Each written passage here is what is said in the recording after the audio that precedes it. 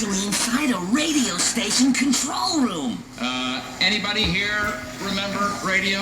Look at all these buttons and dials. I wonder what this one does.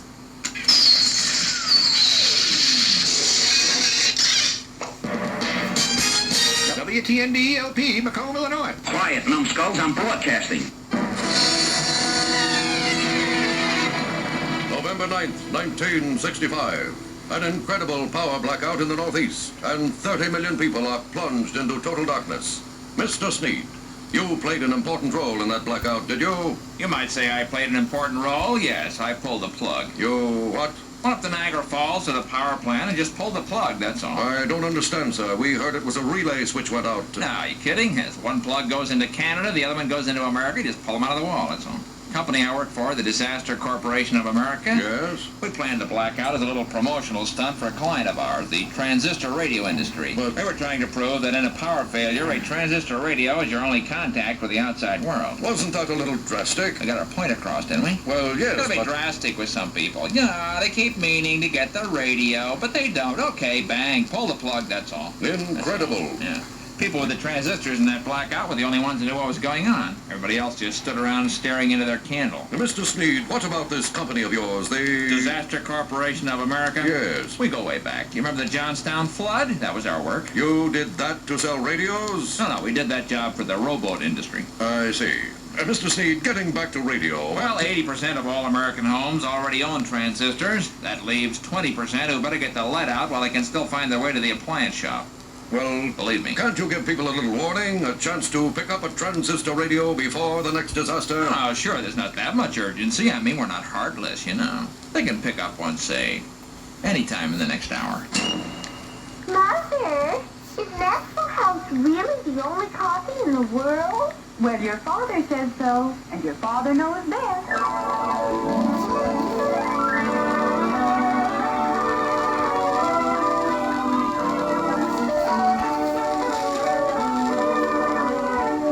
Father Knows Best, transcribed in Hollywood, starring Robert Young as father. A half-hour visit with your neighbors, the Andersons. Brought to you by America's favorite coffee, Maxwell House. The coffee that's always good to the last drop.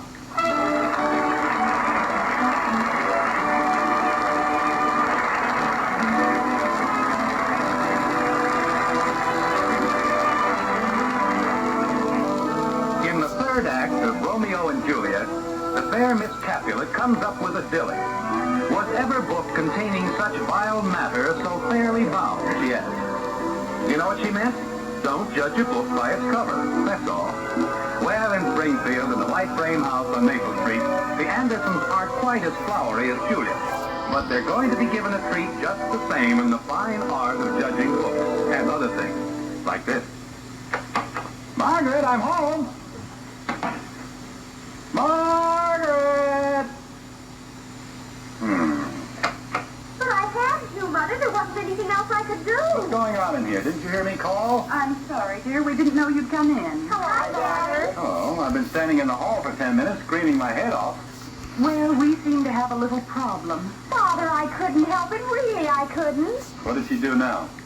She's in love, Kathy. Mush. That's all it is. Just plain mush. Never mind, Bud. Margaret, I may be a little dense, but since when does Betty falling in love constitute a problem? Father. She changes boyfriends like I change my socks. Jim, the problem is not Betty's new boyfriend. Well, Kathy just said... I said she was in love, and she is. Why don't you mind your own business? I do. I mind everybody's business. Mush. That's all it is. Mush. But if that's the most you can add to the general conversation... Oh, holy cow, Dad, I'm hungry. Well, we'll have dinner in a very few minutes, but not until your father knows what Betty has done. Done? You make it sound like I've robbed a bank. Has she? Father. And stop saying father. Jumping creepers. That's better. Jim. Honey, give me the horrible details of Betty's latest crime and let's eat. She invited the Van Nortons to Sunday dinner. Fine, now if it's a... Who? The Van Nortons. The Van Norton? The Van Nortons. What did she do that for? I told you, Father, I couldn't help it. She thinks he's gorgeous.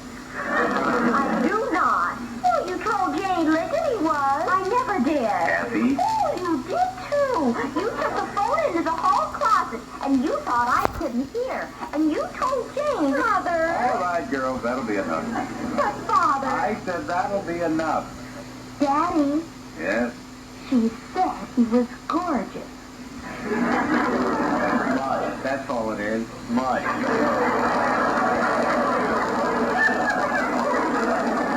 Look, as long as we're getting into this thing, let's start from the beginning. Who is gorgeous? Roger Van Norton. Only I never said he was. She did too. Kathy, you stay out of this. Yes, Daddy. When I want you to tell me something, I'll ask you. Yes, Daddy. All right. But she did. Margaret. There's nothing very complicated about it, Jim. Roger Van Norton and Betty have been seeing quite a bit of one another at school. He has a convertible. Well, if it isn't complicated, what's the problem? It gets complicated later. Thank you very much. Betty invited Roger to dinner. Well, only because he said he thought it'd be nice. I see. He's the subtle kind. He's a grip. Mother, if you don't make them stop. But when you have as much money as the Van Nortons, you can't be a drip. He's a rich drip. He is one of the nicest boys in the whole school. And he's coming to dinner. With his family. And his convertible. That's the part I don't understand. The convertible? The family. I don't understand any of it. It wasn't my idea, Father, about the family. He said he thought it'd be nice. What would? If we met. I thought you knew him. She means the families, dear. Oh, not the convertible. We don't have a convertible. That was a joke, Dopey. That was. What Dad said. It was?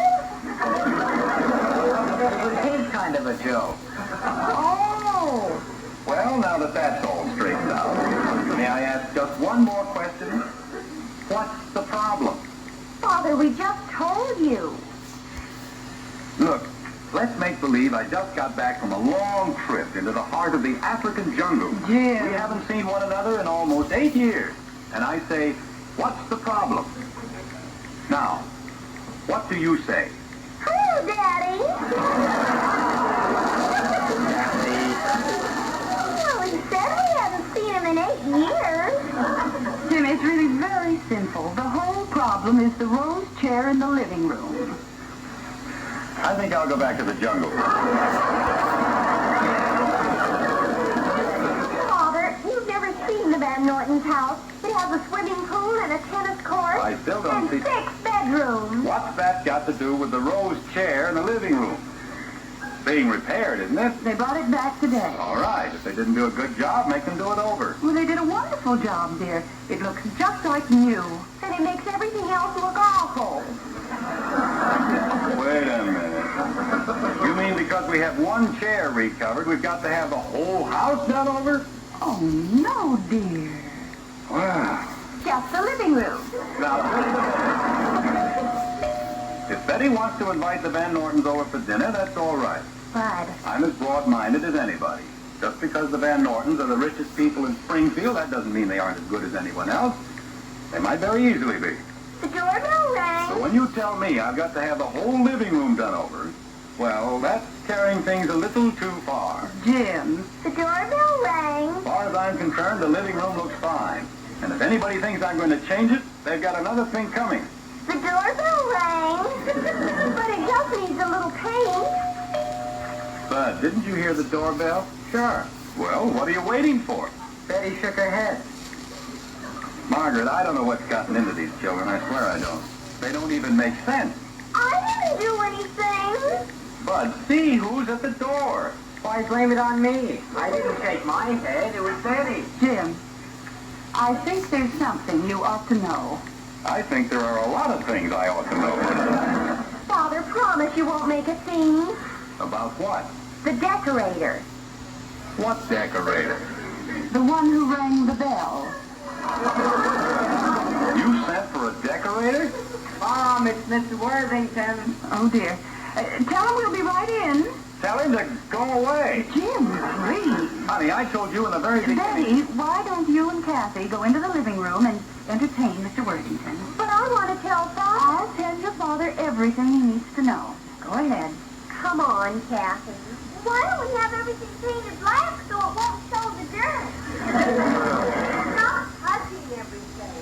Now, Margaret, in the first in place... the first place, Jim Anderson, you've got to realize that we have a definite obligation to our children. I never said that we didn't, but... And when the recognized social leaders of our town show an interest in our daughter, the very least we can do is make the best possible impression. Well, sure, but... For her sake. Margaret, if we've got to get new furniture and repaint the whole house every time we want to make a good impression... No one said anything about new furniture. You said... And no one mentioned repainting the whole house. Then why did you call Worthington?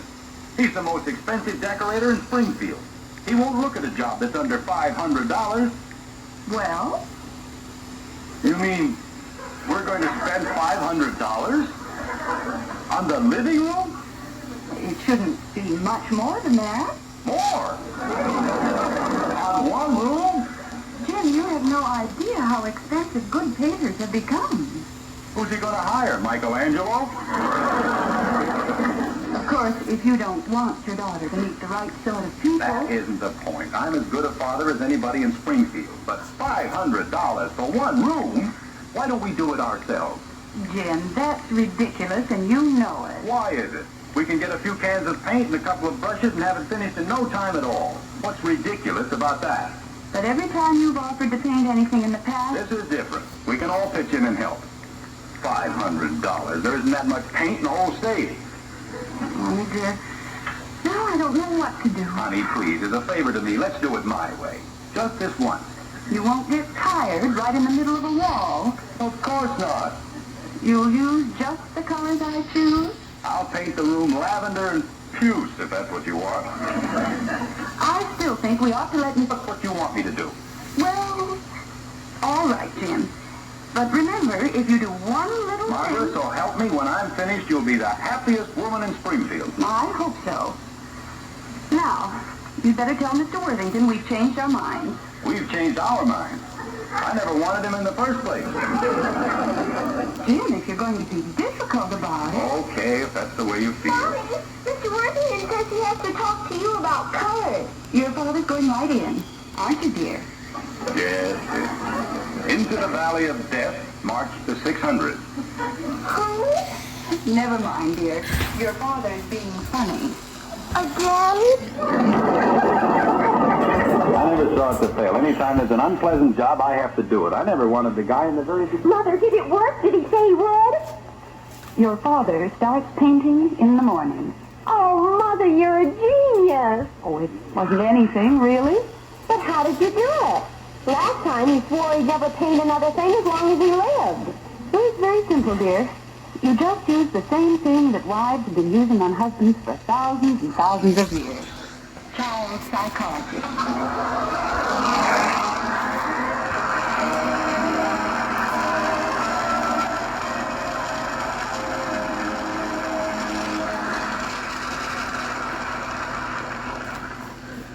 When it comes to psychology, Mother may well be the family genius. But there are times when the man of the house is well worth listening to. Yes, and when he says, best coffee I ever tasted, why, those words should warm your heart. Because when it comes to coffee, that husband of yours is a mighty important title. Yes, ma'am, he's the world's greatest coffee expert. Of course, you might call us experts, too. More families do enjoy our Maxwell House than any other brand. But when you pour the coffee, the expert with the final word, he's your husband. And tomorrow, if you'll serve him Maxwell House, we're sure he'll beam and say, best coffee I ever tasted. We're that sure.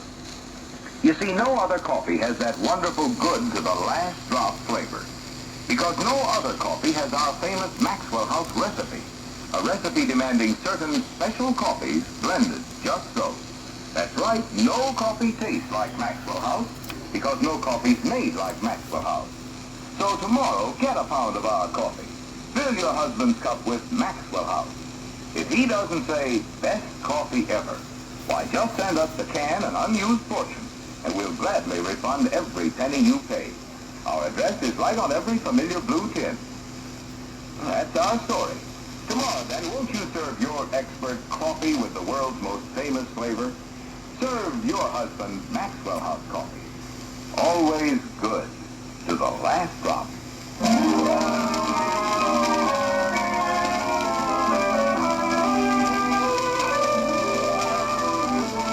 There's an old Dutch proverb that says, paint costs nothing, such are its preserving qualities. Well, that's a fine slogan for the people who sell the stuff, but they better not mention it to Jim Anderson. It's Sunday in Springfield, and paint is a pretty sore subject in the white frame house on Maple Street. At any rate, it's going to be very shortly, like this. All right, Bud, shove the couch a little toward me. Okay, that's fine. Is that covered, Kathy? Yes, Daddy. How about the spot near the fireplace? We'll hang a picture over it. We used up all the pictures for the other spot. Well, we'll get another picture. Are there any left in your room, Bud? Nope, on yours either. I don't know. How could one small child make such a large mess in such a short time? I don't think it looks bad. I kind of like it. When your mother gets back, oh, I hate to think of it. I didn't know it wasn't the same color paint. It's that green. Why didn't you just leave it the way it was? I don't know. I'll bet we've got more pictures in our living room than anybody in Springfield. When the Van Nortons get here, they won't know if this is the Andersons or the American Museum of Art. Maybe Mommy won't notice it. Now, there's a brilliant thought. Maybe if we stand in the middle of the room and put lampshades over our heads, she won't notice us. Where are you going? To get a lampshade. Come back here. And keep your hands off the wall. Yes, Daddy. You know, Dad, I still think it doesn't look too bad, if you like pictures. I like pictures as well as anybody, but I still think we ought to be able to see the wall. Daddy. Now, it's all right, kitten. I'll explain the whole thing to your mother. I better get out of here. You stay right where you are. But I just remembered a date I forgot. Or forget you remembered it. Jim, we got the loveliest flowers. Oh, that's fine, dear. We're in this together, and we'll stay in it together. Father, is the blue vase in the living room? Yes. Practically everything's in the living room. May I stand in back of you, Daddy? Please? Now, no one's going to hurt you, Kathy. Jim, you have never seen such beautiful flowers in your... Jim. Now, just take it easy, honey, and I'll explain the whole thing. You see... But you better grab some of these before they... sit down, Betty, while I tell you what happened. You see... My living room. What have you done to my living room? Well, why don't we think of it as our living room? Then it won't hurt us. Mommy's gonna spank me. A half hour. I haven't been gone more than a half hour, and look what you've done to this room. Oh, Bud, how could you? Me? Just because you don't like Roger Van Norton. Kathy, stop it. All I did was carry pictures and move furniture. Why blame it on me? Kathy, please. Now, will someone please tell me the meaning of this art gallery? I was just trying to fix it, Mommy. She made a little smudge, Margaret. That's all she did. A smudge? With her basketball. So she got a can of paint to touch it up. And that made another smudge. You mean, in back of each of those pictures is a smudge? Well, not exactly. Some of them are drips.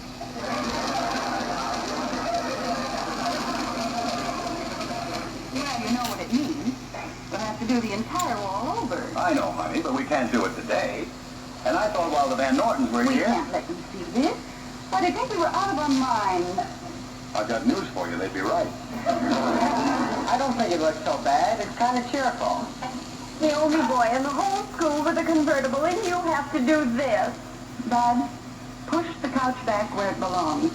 You won't like it, Mom. Why don't we just leave everything the way it is?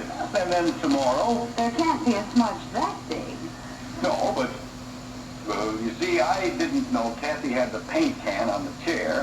Jim, you didn't. Of course not. I stepped in it, that's all. She even tipped over. You mean it's all over the floor? That's under the couch, honey.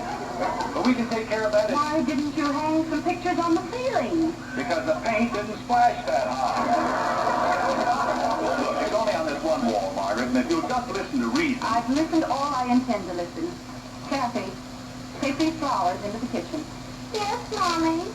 I just wanted to help. That's all I wanted to do. Dad, go up to the attic and get some more pictures. More? You'll find them in the box marked blanket. But, Mom, if we... And stop arguing. I wasn't arguing, but if you put any more pictures... Holy cow! Honey, don't you think we've got enough pictures now? If we put up any We've more... got to balance the ones you put up. As long as you've got them clear to the floor, we'll have to put them clear to the ceiling. But who looks at pictures up there? The same people who crawl on the floor to look at them down there. Well, all right, honey, if that's the way you want it. Mother, they're here. Oh, no, they can't be. Let's go hide in the cellar. Maybe they'll go... Jim, you've got to keep them out of here. Okay, where'd you put my shotgun? Let them in. You just said to keep them out. Out of the living room. Oh, how do I do that? Take them into the den. Take them anywhere, but don't let them in here. Oh, okay, come on, Betty. Mother. Go ahead, dear. I'll be in just a few minutes. Father, what if they go right in? Please. Father. All right, Betty, let's, smile. I wish I were dead. Well, hello, Mr. Anderson. Hello, Roger. Hi, Betty. Come on in. No sense standing out there in the cold. Well, Mr. Anderson, we feel this is quite an imposition. It's no such thing. Why, we've been looking forward to seeing you. Go on in, Roger. No one's going to bite you. Hello, Mr. Anderson. Father, this is Roger. You know, I had a sneaking suspicion that's who it might be. Glad to know you, son. And I'm his old man. I suspected that, too. Well, now that we know who everybody is, let's go someplace and sit down. Now, just let me have your things, and we can all go into the den and be comfortable. Roger, why don't you help Mr. Anderson like a good boy? I keep forgetting. He isn't a good boy anymore. He's a young man. Well, whatever it is, let's go sit down. Mr. Van Norton. Nellie, I told you in the very beginning I didn't want to wear these shoes. Oh, there, friends. Do you, Jim? No, not at all. My name's Jake. Jake? Well, if you want to be technical, it's Westbrook, Sylvester Van Norton III. Horrible thing to hang on a kid, wasn't it? Everybody just calls me Jake. Okay, Jake. The den's right in here. My mother said she'd only be a moment. Oh, that's quite all right, dear. Oh, my feet are killing me. What seems to be the trouble? Me too. Never had them on before. Well, sit down. Take it easy. That's a little better. Dad, for crying out loud. He thinks I'm going to disgrace him. Jake has such a lot of trouble with his feet. It isn't my feet, it's these shoes. Jim, tell me the truth. Would you have noticed if I'd been wearing my old shoes? I don't think so. There. You see, Rod? I could have been comfortable all the time. But no. I had to wear my new shoes. We had to make a good impression. Well, Jake, if they hurt, why don't you take them off? You mean you won't mind? Of course not. Jake! Well, Holy cow, Dad. holy cow. Is he a holy cower? Never stop.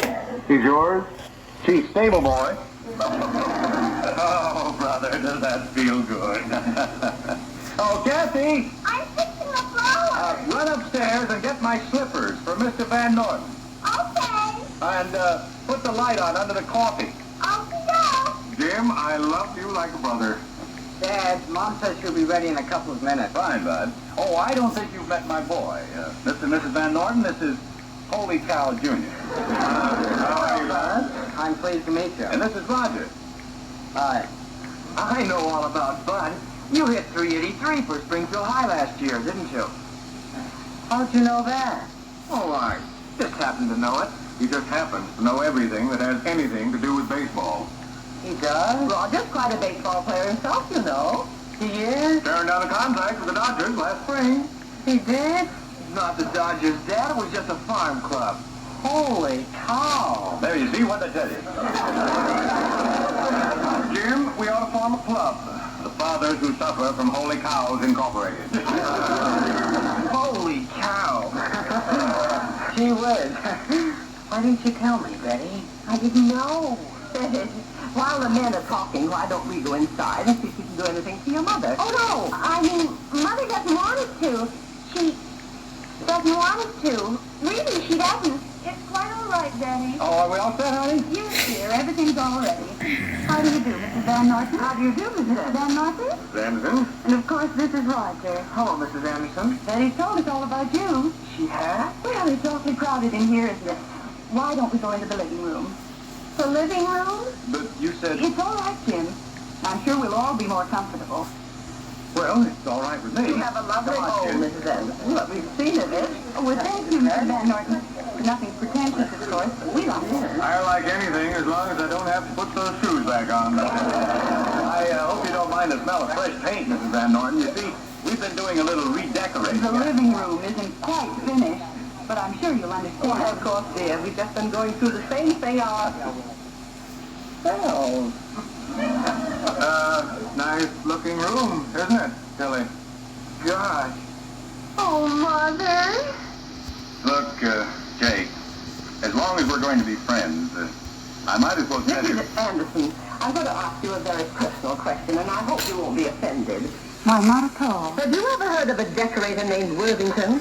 Well, yes. Matter of fact, he was here just a few nights ago. That's what I thought. But we felt that... Mrs. Anderson. Tilly, it isn't important. It most certainly is. I paid Mr. Worthington $1,000 to decorate my living room. Well, that's very nice. And he did mine exactly like he did yours. Oh, no.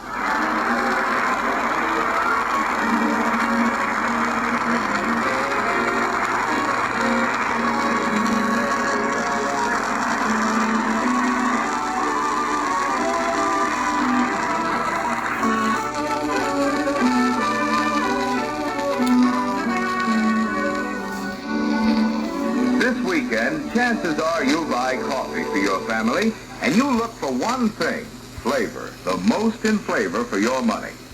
So take home the one coffee famous for flavor above all others. Take home a pound of Maxwell House coffee. Then put it up to the world's greatest coffee expert. Yes, pour a cup of Maxwell House for your husband. He's the #1 expert on coffee. When he smiles and says, best coffee ever, you'll know Maxwell House has the flavor. And you can count for yourself all the truly good cups of coffee you get from every